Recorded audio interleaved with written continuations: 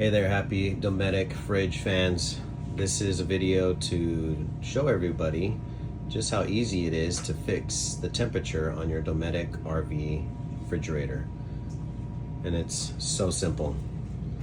You literally open up your fridge. You see this little flapper?